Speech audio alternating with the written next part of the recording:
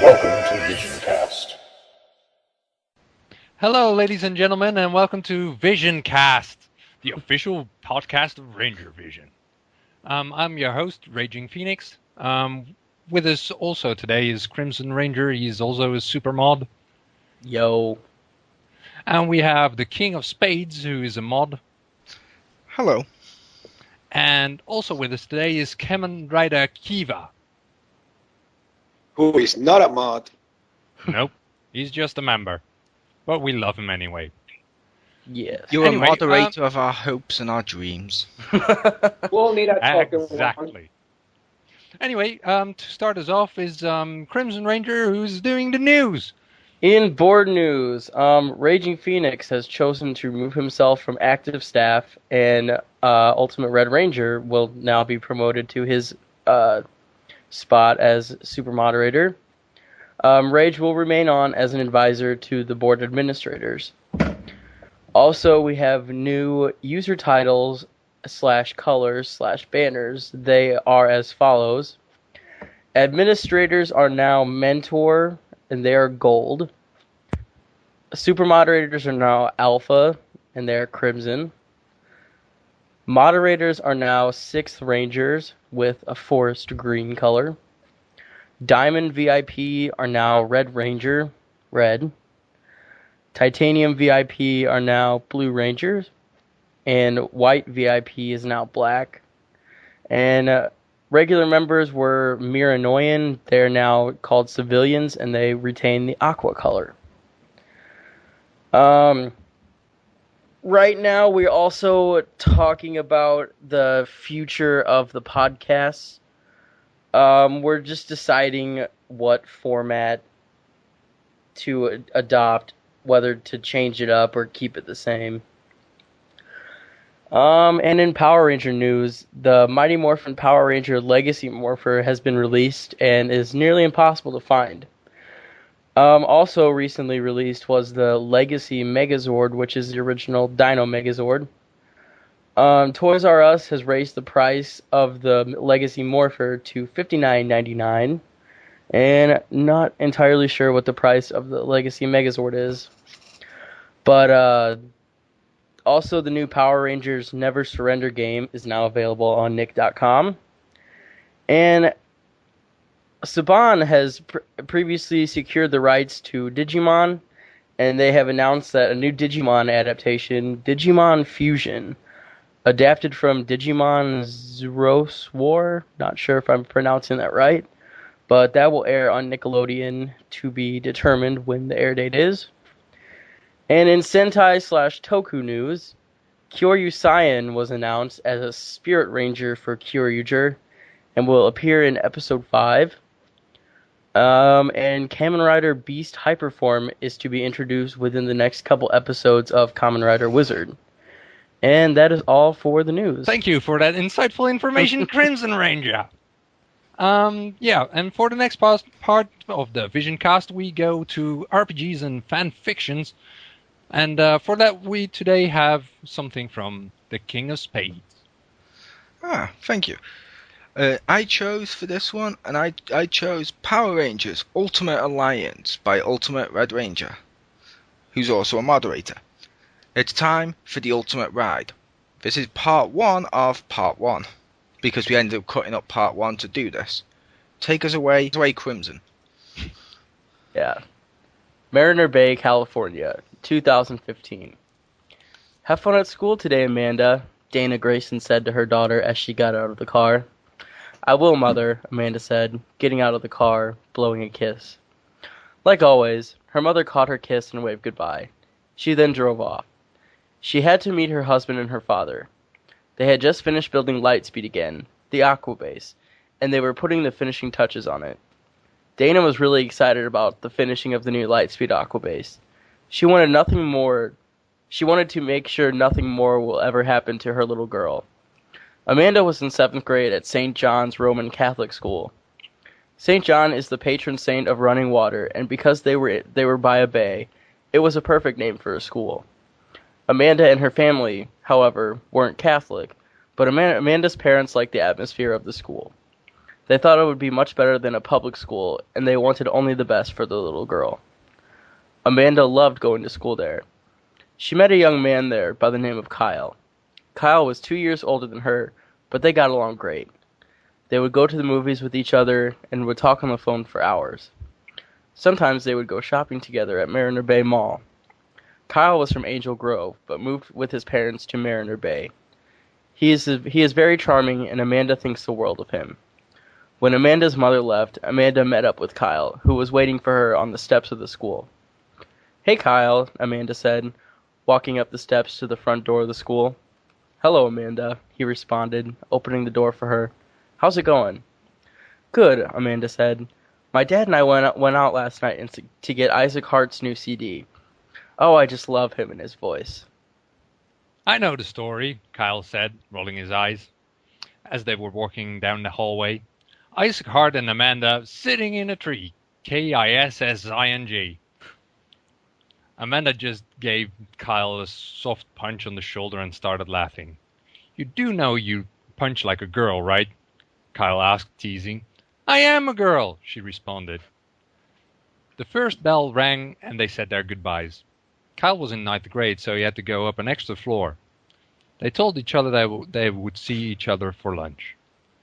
After that, Kyle ran up the stairs to his class, while Amanda went to her locker to get her books and went to her class. The other reason why Amanda's parents loved the school so much was that the classroom sizes were small. There was only 15 students in her homeroom class. In fact, only 15 in all of her classes. She was very lucky to get that one-on-one attention from a teacher. The second bell rung and everyone took to their seats.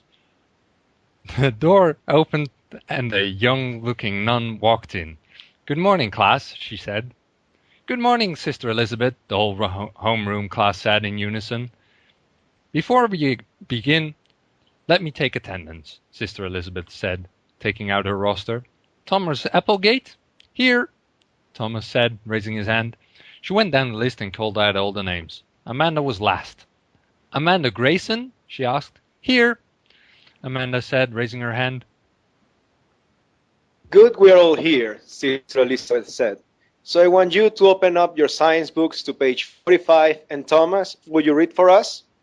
It was the same thing every day. Sister Elizabeth will have them open up their science book, and she will have one of the students read. When the student was done reading, she will teach. That was the way she taught things in her classroom. Amanda liked her homeroom science teacher very much. She was a nice nun, but can be firm when she wants to be. She never mean to the students, such as hitting their hand with a ruler if they're bad. She would just quietly send them to the principal's office. No one ever wanted to go down there. Father Michael was the principal, and he was tough on anyone who misbehaved. Amanda was a sweet girl, and she never got in trouble for anything. She always kept her nose clean from trouble. The whole morning went like a whirlwind, and it was lunchtime. As usual, Kyle was waiting for Amanda at their spot. "So how's your day going?" Kyle asked, picking up his peanut butter and jelly sandwich. "It went really fast," Amanda said.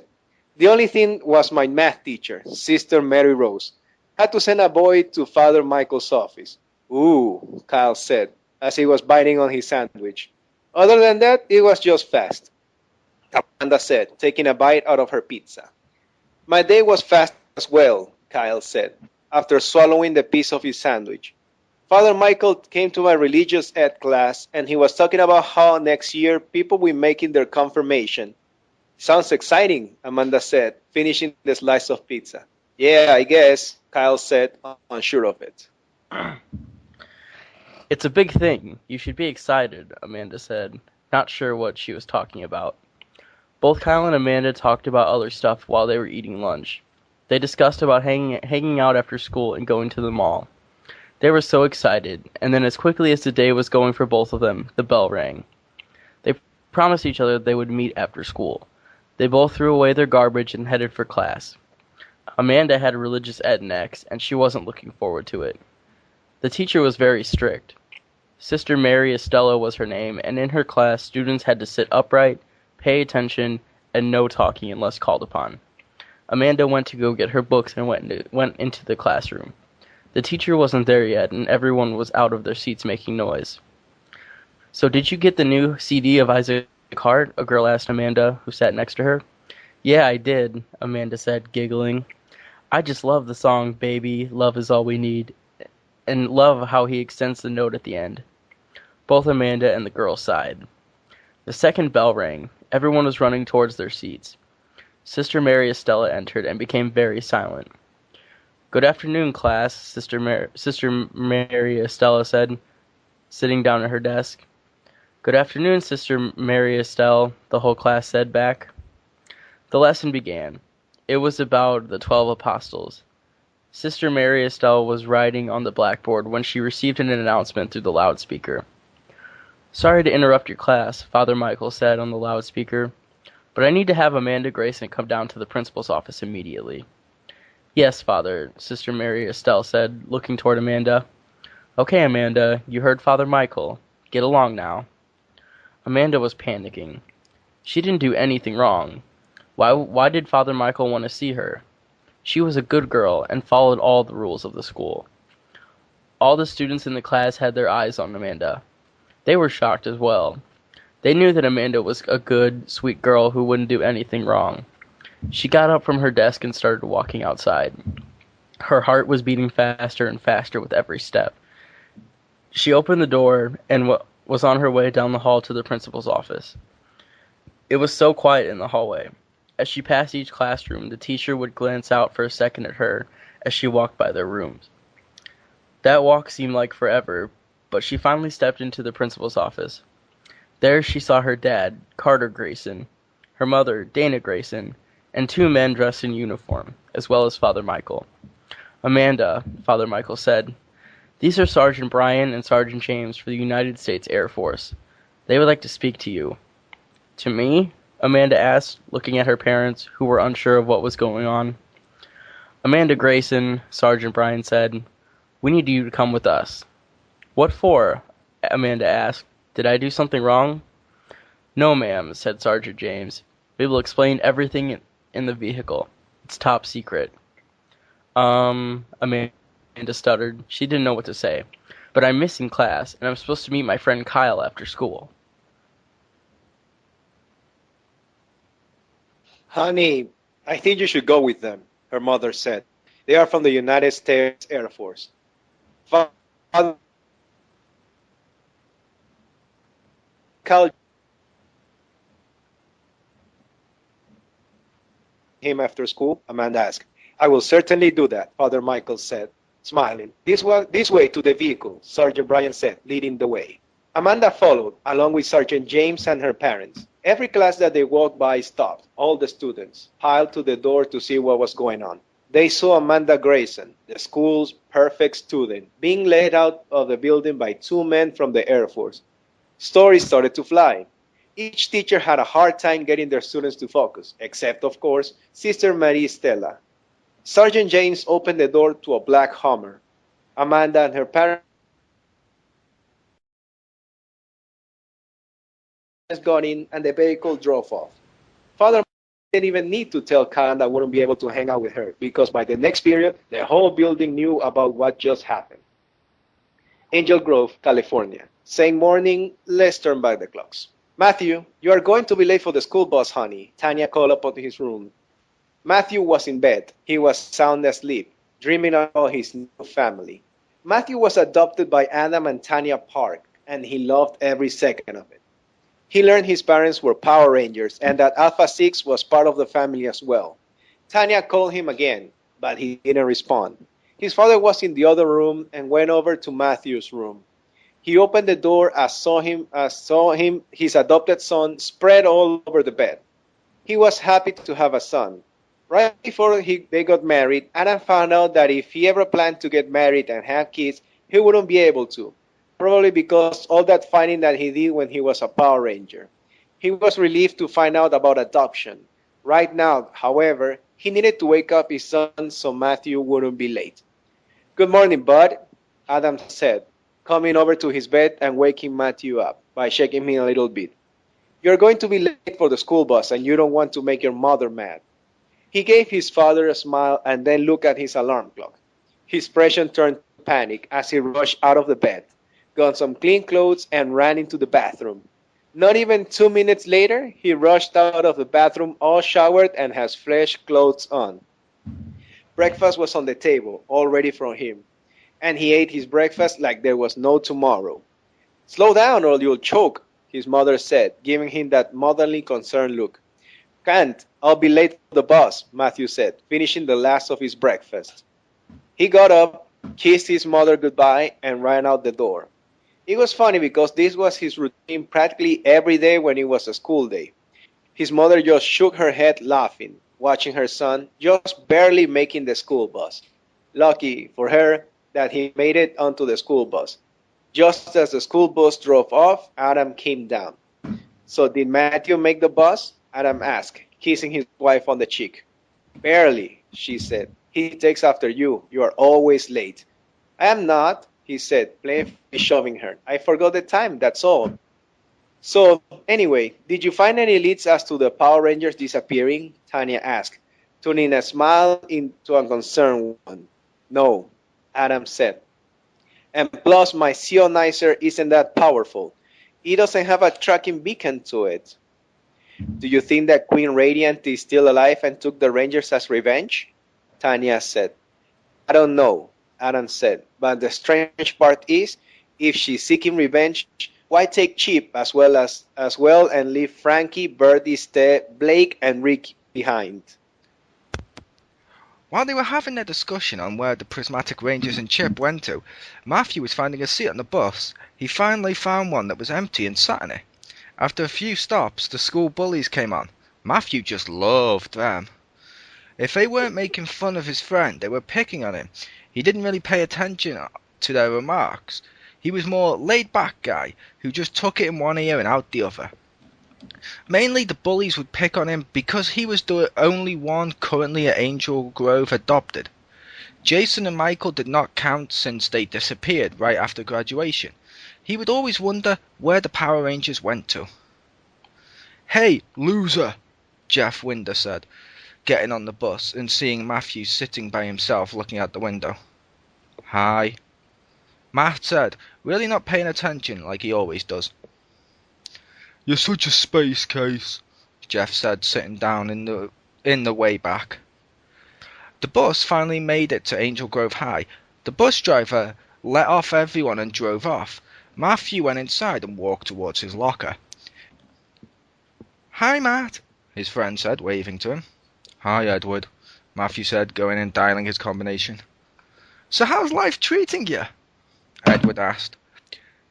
Good, I guess, Matthew said, and opened his locker and grabbing his book. I almost missed the bus today. You always miss the bus, dude, Edward said, smiling. Well, at least I'm not waiting for the bus half an hour before it comes, Matthew teased, laughing. Hey, Edward said, giving his friend a light punch. My watch was broke that day. Yeah, sure, Matt said, smiling and walking with Edward to the first class. You keep telling yourself that. They walked into their homeroom class, which was social studies. Miss Young was in class already, writing on the blackboard. There, in a corner, he saw a poster of the Power Rangers, and in a big bold letters below their pictures there was writing which said, Where are the Rangers? He wished he could tell everyone that his father and mother are Power Rangers and looking for their missing Power Rangers. But he couldn't. Only a few people knew that his parents are Power Rangers. Bulk, Skull, himself, the Prismatic Rangers, and a few others. He knew he had to keep it a secret. Edward, his friend, sat down. He sat on the desk next to him. The bell rang. Ding, ding, ding, ding. And class began. That ends part 1 of that story. Check it out on our board. Ultimate Alliance, done by Ultimate Red Ranger. I chose it. It's part 1 of a series of stories he's doing. The next part, which is already up at the moment, called Supreme Alliance, which means Ultimate Alliance is complete and available to check out today. Back to you, host. It is very, very good story. You'll enjoy it. Yeah, indeed. It did seem like a very good story. I haven't read it myself yet, but yeah, it was a good choice. Anyway, time for the next part, I think. Oh, wait 1 second. host. I'm getting something in my ear. Someone wishes to join us. Pulling him in now. Ladies and gentlemen, special guest for the next portion. Welcome, Hakumen. Oh, fuck, I'm not thinking of special guest. Thank fuck for that. Yay, Hakumen. Hey, y'all. Back Okay, yes, I have literally just got the fucking from work. So, hey, y'all. Hello. Great to have you. Right, so How y'all you doing? doing? well, we're going into the next part of the podcast, which is the debate part. Everyone's favorite Last part. discussion. Um, today's discussion will be, what is your favorite non-red, non-extra ranger? Anyone care to take us off? Magna fucking Defender. He's an extra. He doesn't count. He's an extra. And he's not a So, ranger. fuck. Sorry, what was the question? He's an extra. If you go by the logic of he's a ranger, he's extra. If you go by the other logic, he's not even a ranger. Yeah, exactly. We're looking for the favorite ranger. But that that's is not what red this and debate not is an about. extra. Dude is I fucking think badass. Daggeron is in that same thread over there. Anyway, I think Matt has one, so let's start with him. Oh God. Okay, well, I chose We're Kendrick. winging. Zordon's balls. This is my turn to speak. Yeah, sorry. Oh, Yeah. oh, darling. Shut up. No, never. Not while I'm awake. Okay, well, anyway, I chose the beautiful Kendrix Morgan, the first Pink Galaxy Ranger. I chose her because she kind of broke a lot of the barriers that had been set up by female Rangers before. She was the first one who was like smart, because before that we've only had Kimberly, Catherine, and Cassie, who were all just kind of girly girls and your typical average teenage girl. And then there's Kendrix, who is just like super smart, and along with that, super mega foxy, awesome hot. And she was also the first and so far only Power Ranger to die. Alex. Which, well, no one cares about Alex. Let's be real. This is true. But yeah, I think the character has a lot of strong points about her, and that's all I really got. I Oh, can that's agree. Kendrix was an awesome character. I will agree with Crimson Ranger on that one. I personally preferred Corone in that series. However, Kendrix was awesome, and it was kind of sad to see her die. Even though she is revived at the end of the series. Yeah, but didn't you guys feel like that really the part where she dies was really her glory moment, so to speak? Definitely. Because the rest of the season she didn't make that much of an impression on me. Exactly. It's the fact she died is why I like her, which may be wrong, but yeah, I agree. That was like her huzzah. It should be noted that her character was killed off because the actress Valerie Vernon was diagnosed with leukemia and had to undergo treatments for that. Yeah, totally. But I kind of felt that she was just going to be another one of those Pink Rangers that just are filler, and then they had to do something because she couldn't finish the season, so they made quite an epic story, I must admit. But it felt like that was really her only part where she was great, And I'm going to piggyback off Matt to do my one. Yeah, that's Only sure. because of something he mentioned in there. I chose Kat. Which cat is that? I chose Kat Hillard from Mighty Morphin, Zeo, and Turbo, only because, for multiple reasons. One of which, I feel she always gets overlooked in Rangers, because everyone's always like, "Oh, what's your favorite Pink Ranger?" And people go, "Oh, I love Kimberly. And just completely gloss over Kat, like even though she's the female ranger that had the most powers. She's also not an airhead like Kimberly. She was a different character in herself. I disagree with what Matthew said.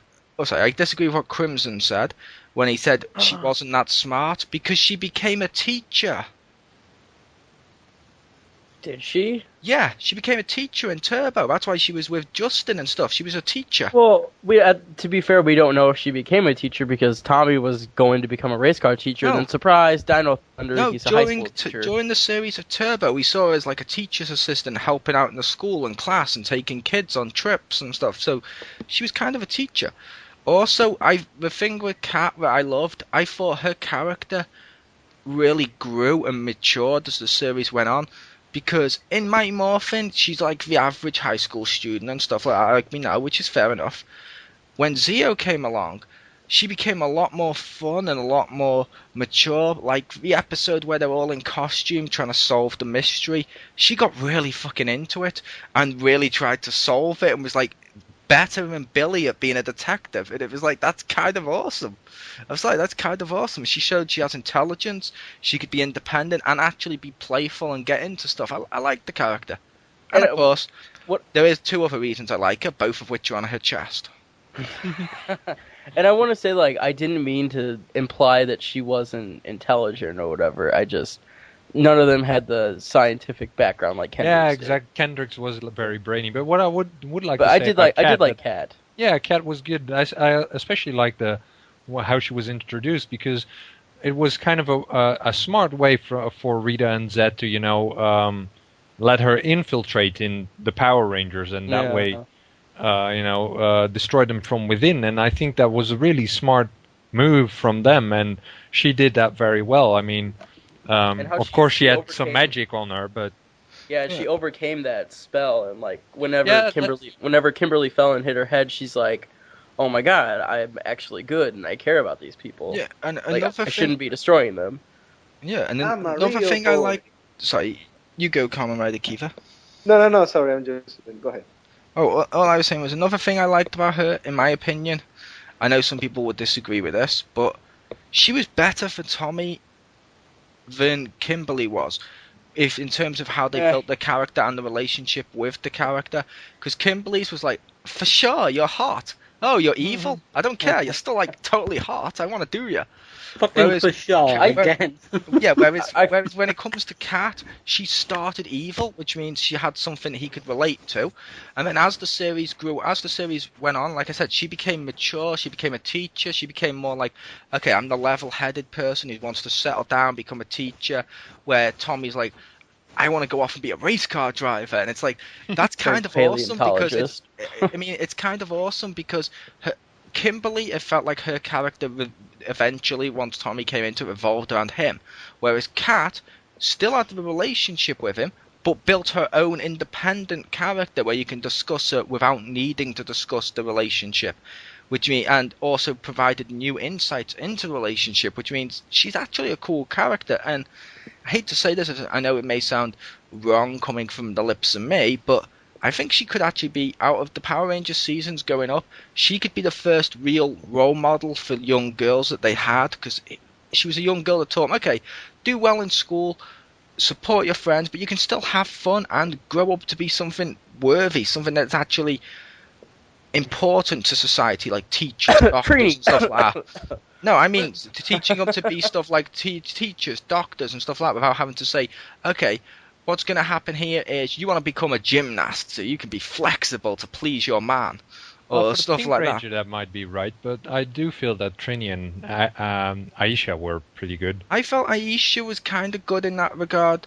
Trini was kind of good, but they wrote her out, obviously, for behind the scenes stuff before it became a case where you saw her mature and saw what her dreams would be. Aisha was kind of cool, Trini but was again, always like gung-ho about helping others and and again, she was smart as well. Yeah, again, like I said with Aisha, she got written out too soon, I felt, as well. Yeah. Whereas with Kat, you saw her in multiple seasons and you saw her grow to, in my opinion, Kat would be the role model to girls that Tommy would be to the boys, in that you've seen them in multiple seasons and you've seen the massive changes and arcs. Mm-hmm. Yeah, if you think back on it, with Kat, you could really see that they were getting better at writing characters. Yeah, it's like Kat, while she wasn't in the same amount of seasons as per se, she had the same kind of development Billy had, where she had like the ponytail hair at first, and she's like, okay, she's a gymnast, and she doesn't quite fit with the group, sort of like Billy's the outsider. Then as the series progressed, she's letting her hair down, she's becoming more mature, and she's eventually becoming the centre for the group, in which they would all lean on for different advice. Like Justin would go to her, she was her teacher, Tommy would go for her for pleasure, and Adam would go to her for advice and stuff like that. But yeah, I think I've gone on too much about Cat. Let's move on. Yeah. Can I just say, and I know I'm not the only one who feels like this, but this is going back to the whole Tommy Cat relationship. I felt like their relationship was very forced. I didn't. I felt it was natural in that basically they didn't get together straight off the bat. They actually started as friends, and when we saw their first kiss and stuff, she was actually trying to help him set up and move on from like the bitchy letter that came to him, and she was more And like, that's why I only feel like I feel like that's the only reason that they put them together was Yeah. because You mean because it Kimberly. was Yeah, like, exactly. right. Was like yeah, but I felt it was like our Kimberly. main guy has lost his love, so we need a new one. Yeah, but I felt it was like Kimberly moved on with the letter. He was in a bad place. She was the friend that went there, which we've seen in other stuff, and she wanted to be there for him as a friend, and that turned into more, which I felt made it a stronger relationship because we saw the foundation for their relationship was their friendship first and foremost, which that makes you a better relationship. Whereas Kimberly with Tommy, the foundation for their relationship was great hair.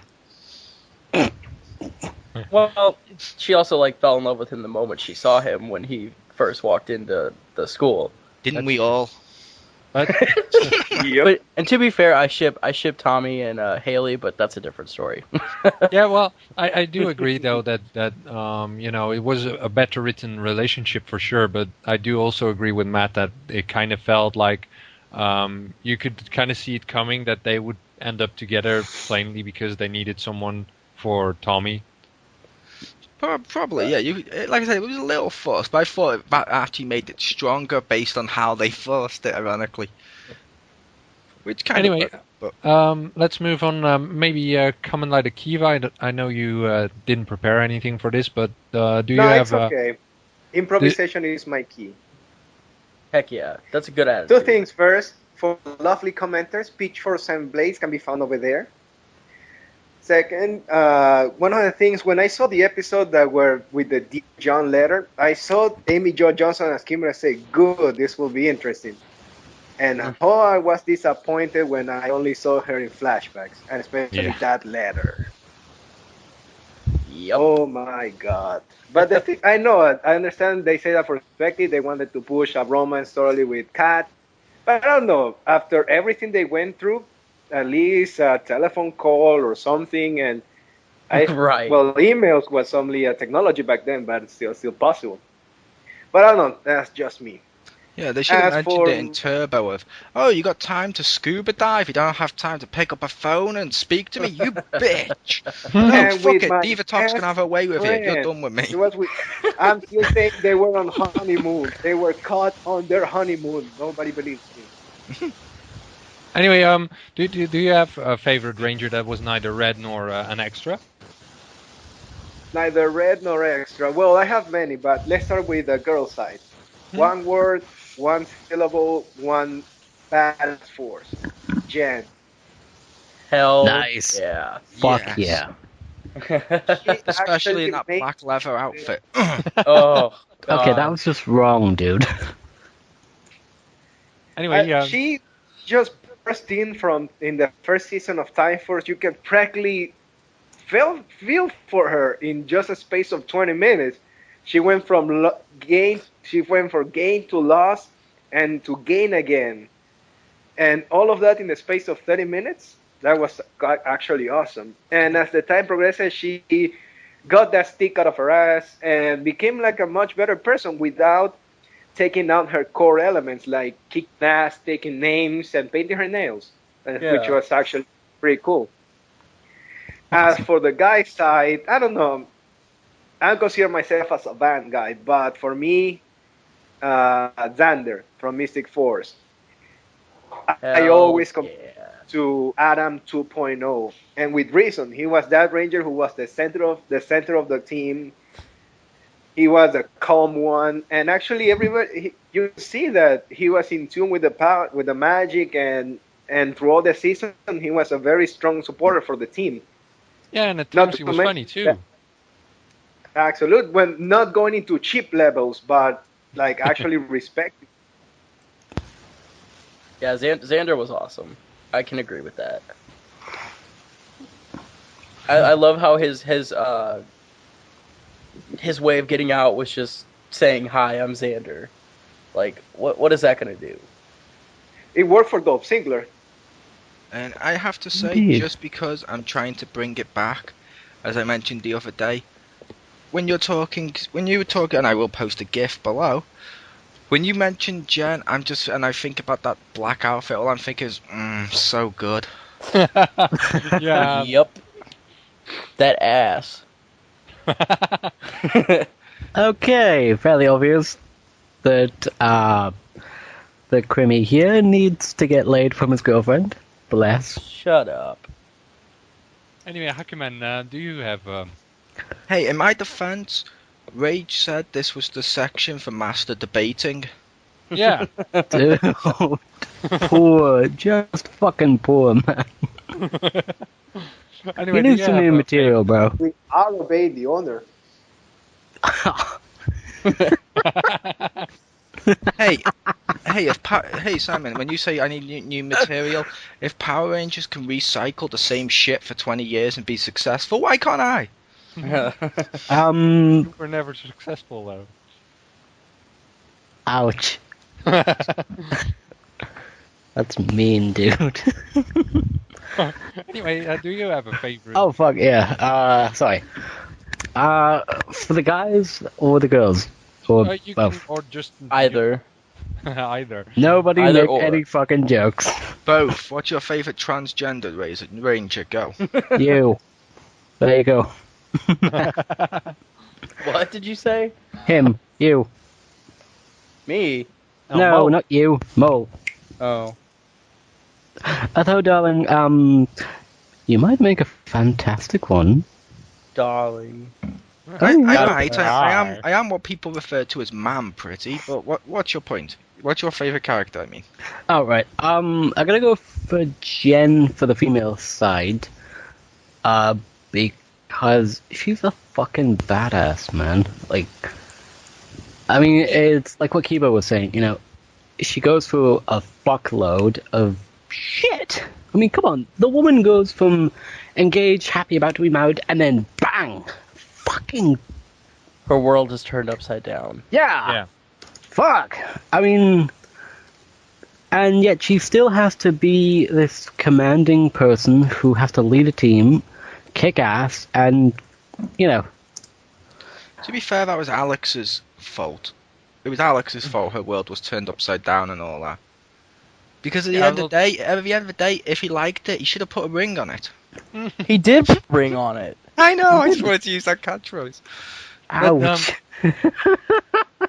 But yeah, she also was like the first Pink Ranger that's considered the leader of a team as well. So yeah. Yep. And I think a big part of her character was definitely oh my god, what's her name? The actress. Her name is escaping me right now. Erin Cahill. Erin Cahill, yeah. I think a big part of that had to do with it and how she portrayed it, like. Yeah.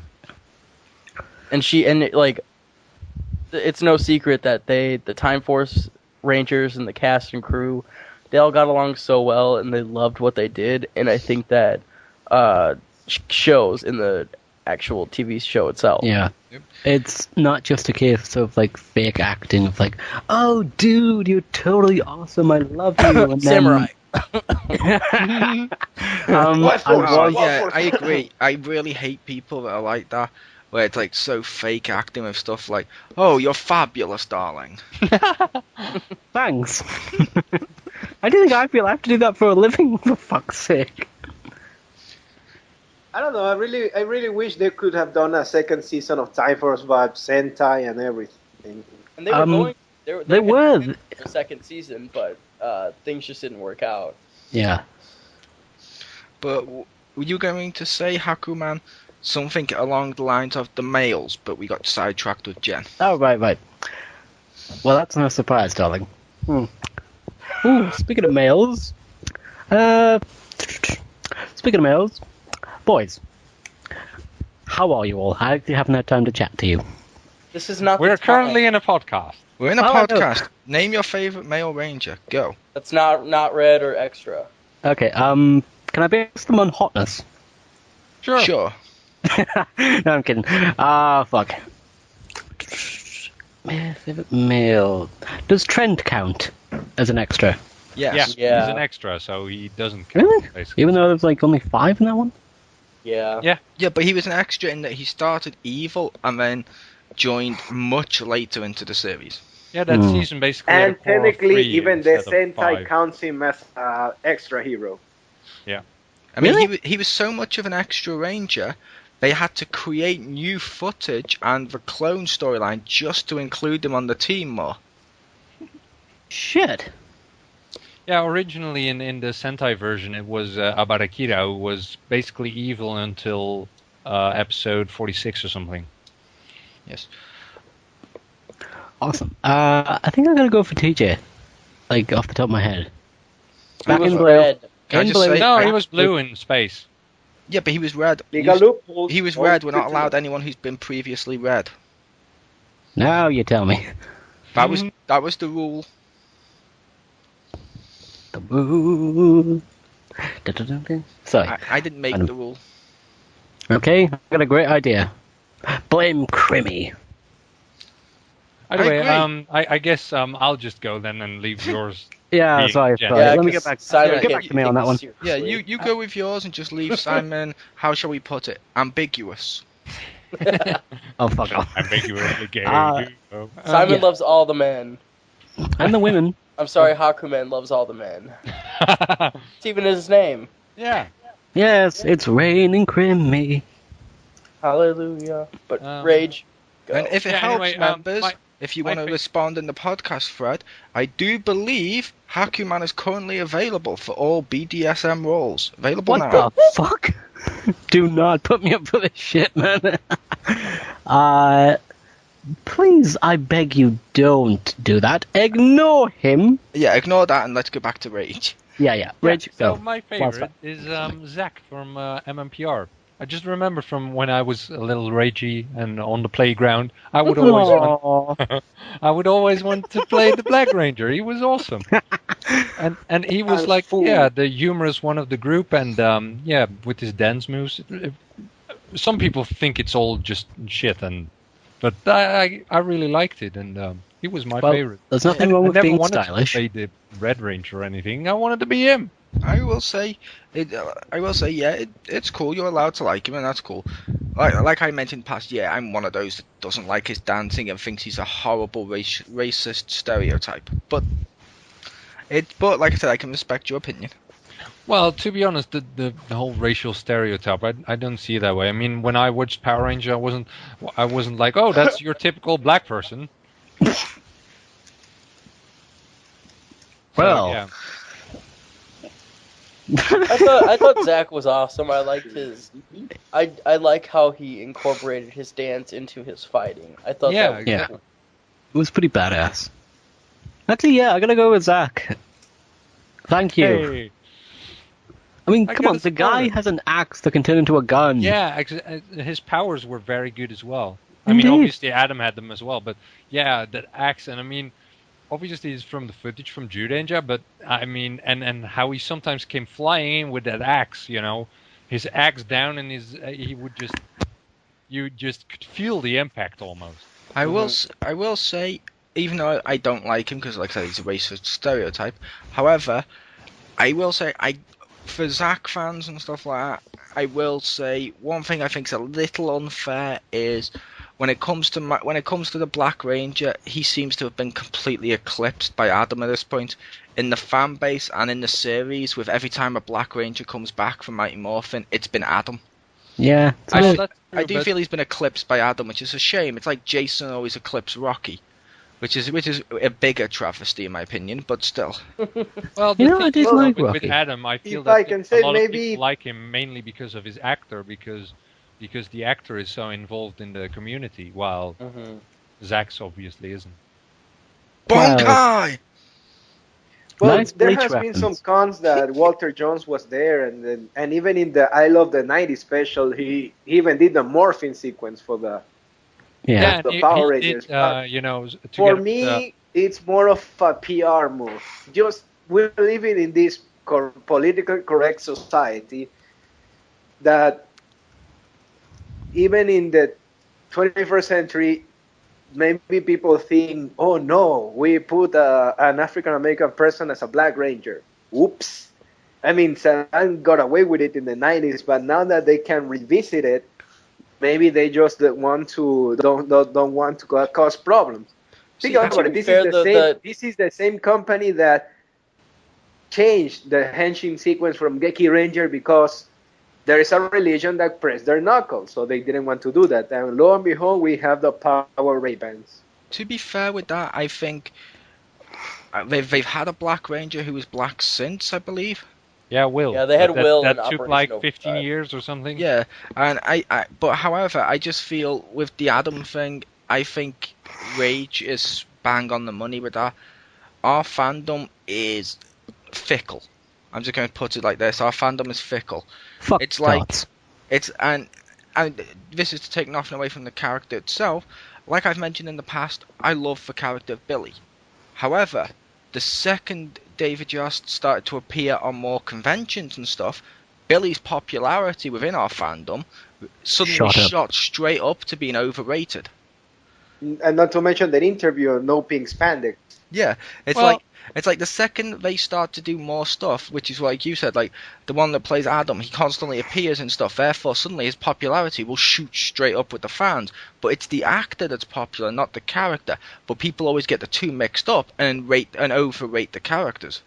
Yeah, but on the other hand, I mean, I can kind of get it because it's just nicer when a character actually seems to have enjoyed the thing he does. Although with Walter Jones, I think his name was, the actor of Zack, he did appear in more things, and he even presented together with Austin St. John the thing in Lost Galaxy where they showed the lost Yeah, the episode, lost episodes. the pilot of Day of the he was Dumpster. He was at Morphicon. Pretty sure he was at the very first Morphicon. I don't remember about the second or third one, but I know for sure he was at the first one. Yeah. But Just look at Jason David Frank. He's starting to embrace all his own Ranger team, and look at him, he's skyrocketing.